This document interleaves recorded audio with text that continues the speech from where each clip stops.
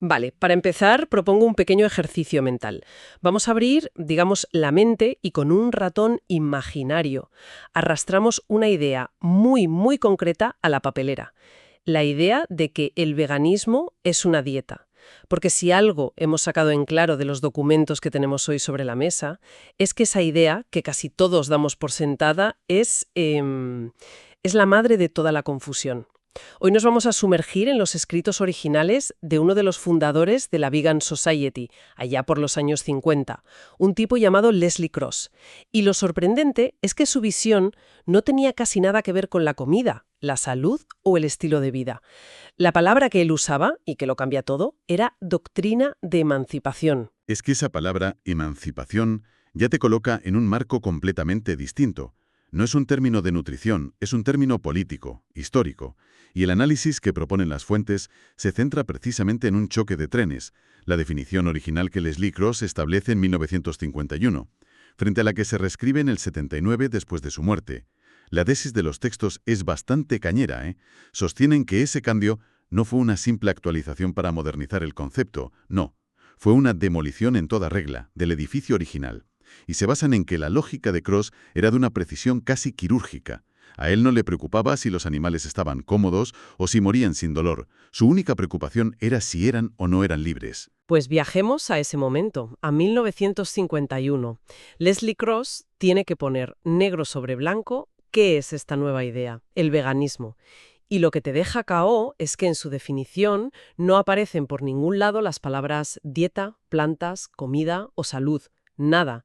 Su frase es: la palabra veganismo significará la doctrina de que el ser humano debe vivir sin explotar a los animales. Fíjate qué lección, doctrina. Suena a manifiesto, a un principio fundamental. Nadie habla de la doctrina keto, no. Claro. O la doctrina del ayuno intermitente. Te saca inmediatamente de la sección de supermercado y te mete en la de, no sé, filosofía política. Totalmente. La palabra está elegida con una intención tremenda. Y aquí las fuentes introducen una distinción que es la clave de bóveda de todo el argumento. La diferencia entre un principio ético y una práctica. Dicen que toda la confusión moderna viene porque siempre hemos empezado la casa por el tejado. Empezamos por la práctica, es decir, por la lista de cosas que no se pueden comer o usar, en lugar de empezar por el principio, por la idea central. Un principio, según lo plantean, es una verdad fundamental que aceptas. Por ejemplo, los seres humanos no son propiedad de otros. Eso es el principio. La práctica es solo la consecuencia lógica de haber aceptado ese principio. No comprar, vender o poseer personas. La práctica deriva del principio, no al revés. Claro. Y el problema es que si solo te dan la lista de reglas, la práctica, tu mente se pone inmediatamente en modo abogado del diablo. Exacto. Empiezas a buscar los límites, las excepciones, los huecos. Es ahí cuando surgen las preguntas de siempre. ¿Y la miel de abejas que cuida un apicultor, que las quiere mucho? ¿Y si la lana viene de una oveja que vive feliz en un prado y solo la esquilan cuando le sobra? Estás buscando lagunas en el reglamento para ver hasta dónde puedes forzar la norma sin romperla del todo. Exacto. Pero si partes del principio, de la doctrina, los animales no son recursos para mi uso, esas preguntas se evaporan, pierden el sentido. La oveja deja de ser, en tu esquema mental, una fábrica de jerseys con patas, para ser simplemente una oveja, un individuo. El debate sobre las condiciones de la explotación se vuelve irrelevante porque rechazas la explotación en sí misma. Para dejar claro lo absoluto de este principio, las fuentes usan una analogía que es potente, la de la esclavitud humana, pero centrada estrictamente en la lógica de la propiedad. Sí, y es importante recalcar eso. La analogía no compara el sufrimiento, que es incomparable, sino la estructura lógica de la propiedad. Y esa lógica, si lo piensas, no tiene fisuras. No se puede estar un poco en contra de la esclavitud.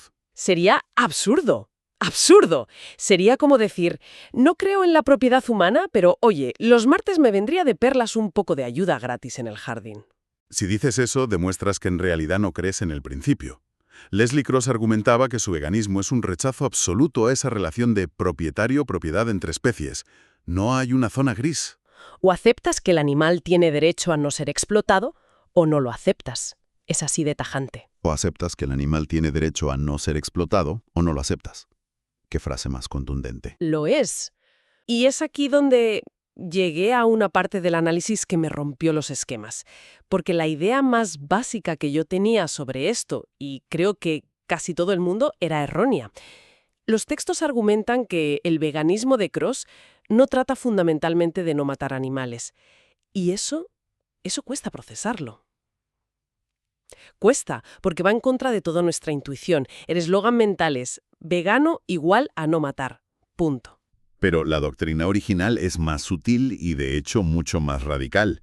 No se centra en el acto de la muerte, se centra en el acto de la explotación. O sea, en el uso. Exacto, en el uso. Porque cualquier uso de un animal, por benigno que parezca, implica que previamente le has asignado un estatus de propiedad, de cosa. Y eso es, por definición, explotación. Las fuentes lo ilustran con dos escenarios que lo dejan meridianamente claro. A ver, el primero es el clásico, la gallina de patio. Imagina que alguien se muda a una casa en el campo con un par de gallinas. Las cuida de maravilla, les da el mejor pienso, tienen espacio. Jamás se le pasaría por la cabeza hacerles daño. Simplemente, por las mañanas, recoge los huevos que han puesto. Suena idílico, ¿no? Nadie muere, nadie sufre. Nadie muere. Pero según la doctrina de Cross, eso no es vegano. Ahí es donde a mí me explotó la cabeza. Claro. Y aquí es donde la gente suele explotar. ¿Por qué? Porque, aunque el trato sea exquisito, se mantiene intacta la relación de explotación.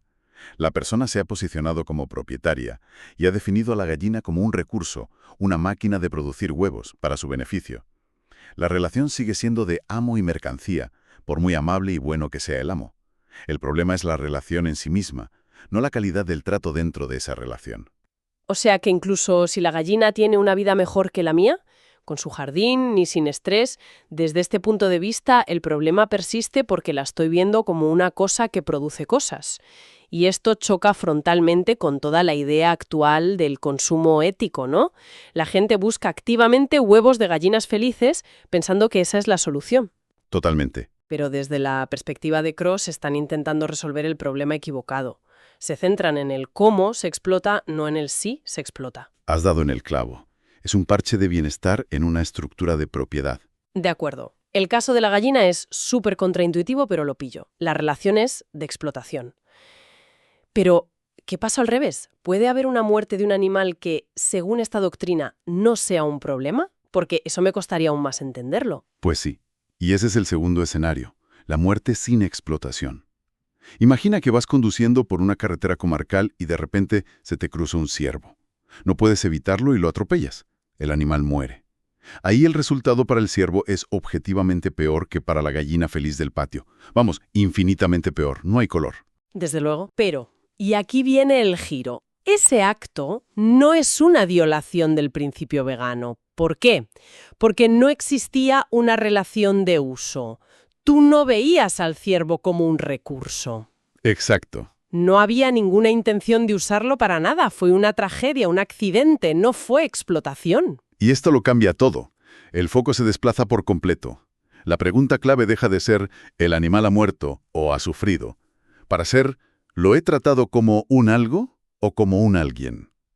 Si montas a caballo, por ejemplo, el caballo puede estar perfectamente cuidado y no sufrir, pero le estás usando como un vehículo.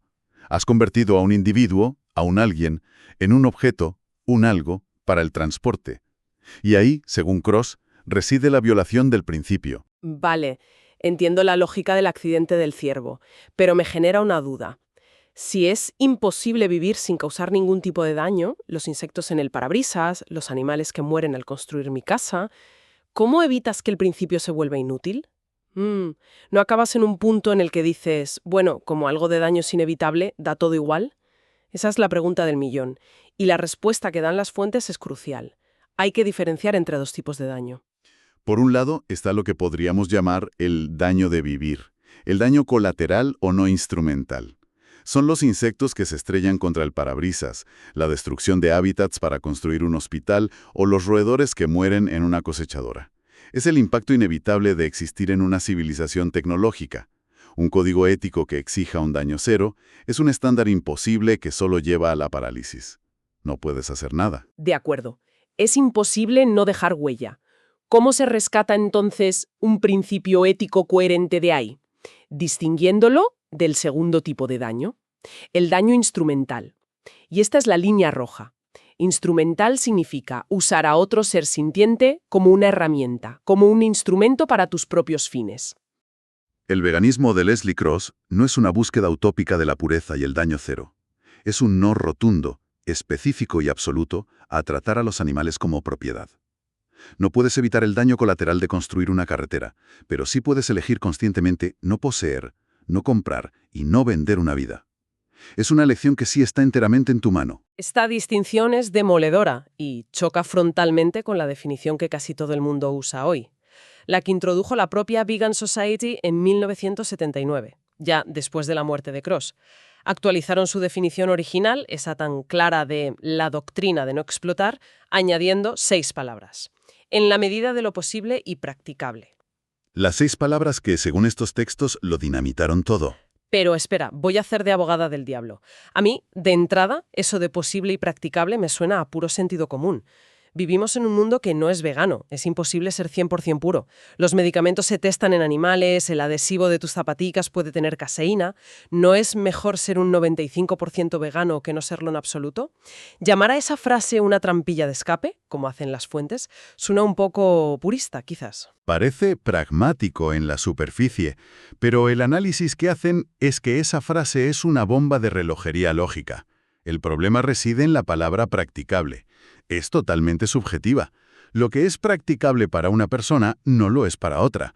Para alguien puede no ser practicable dejar el queso porque en su pueblo no hay alternativas veganas que le gusten.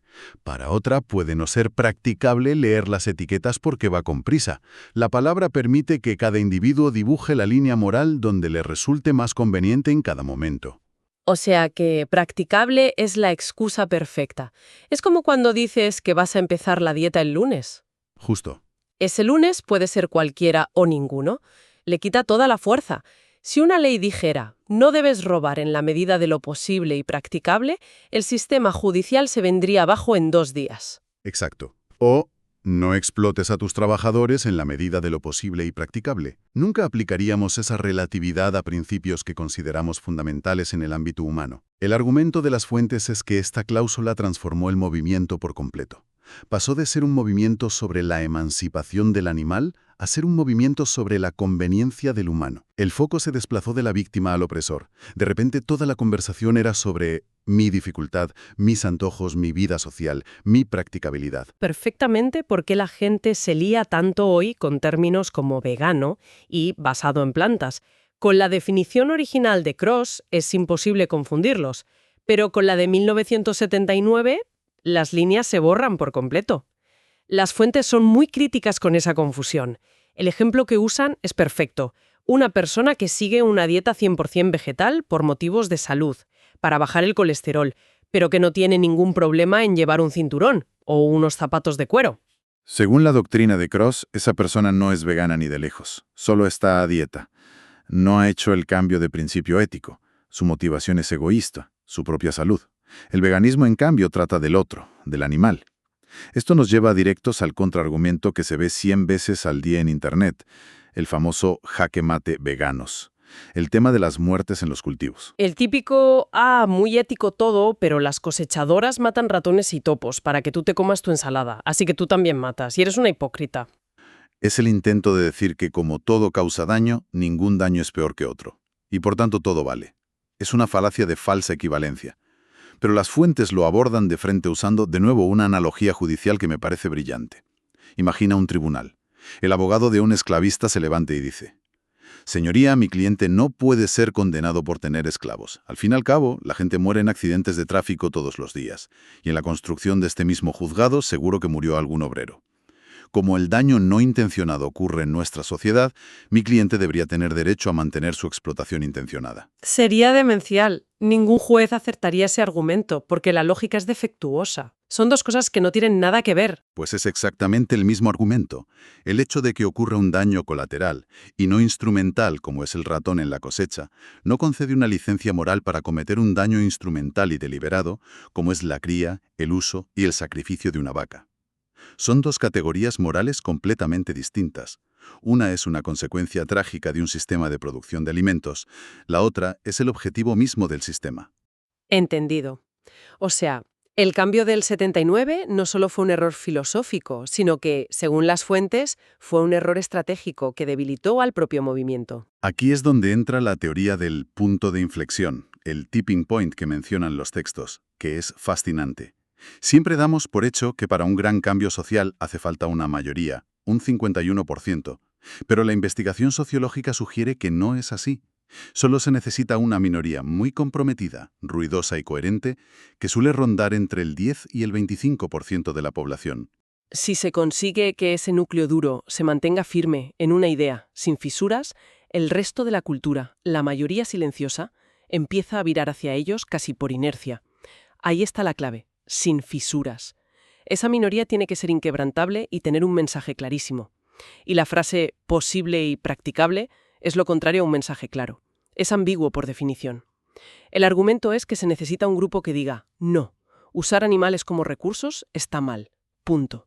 Esa claridad moral es lo que fuerza a la sociedad a replantearse sus normas. Las fuentes sugieren que otros movimientos sociales, como el sufragio femenino o los derechos civiles, no avanzaron diciendo «dadnos el voto cuando sea practicable para vosotros». Avanzaron con una demanda moral absoluta. Y al intentar hacer el veganismo más fácil y accesible, se priorizó la cantidad de seguidores sobre la calidad de la convicción. Se aguó el mensaje. Exacto. Y esto replantea por completo la queja habitual de «es que ser vegano es muy difícil». Claro que es difícil si se ve como una dieta de restricciones. Es un sacrificio constante. Me apetece muchísimo ese queso, pero me tengo que aguantar. Estás luchando contra ti misma todo el día. Pero si has integrado el principio ético, la perspectiva cambia por completo. Deja de ser un sacrificio. Yo no siento que me esté sacrificando cada día por no tener un esclavo. Es una idea que ni siquiera se me pasa por la cabeza. Una vez que dejas de ver a los animales como productos, una vez que el cambio es interno y real, las prácticas simplemente le siguen de forma natural. Ya no sientes que te privas de nada, porque el deseo de usar a otro ser como un objeto sencillamente ha desaparecido. Es que es un cambio de identidad, no de dieta. Exacto. La conversación pasa de ser sobre ¿qué hay en mi plato? A una mucho más profunda sobre quiénes son ellos y cuál es mi relación con ellos. El material nos exige pensar en esto con seriedad, nos exige pasar de pensar como un consumidor a pensar como un ciudadano. Quizás la reflexión final que nos podemos llevar es esa. La próxima vez que nos enfrentemos a una elección que involucre a un animal, la pregunta puede cambiar. En lugar de ser ¿de qué me estoy privando yo?, puede ser ¿qué dice esta acción sobre cómo veo a los demás seres que comparten el mundo conmigo? La pregunta que lo destila todo es ¿se trata al animal como algo o como alguien?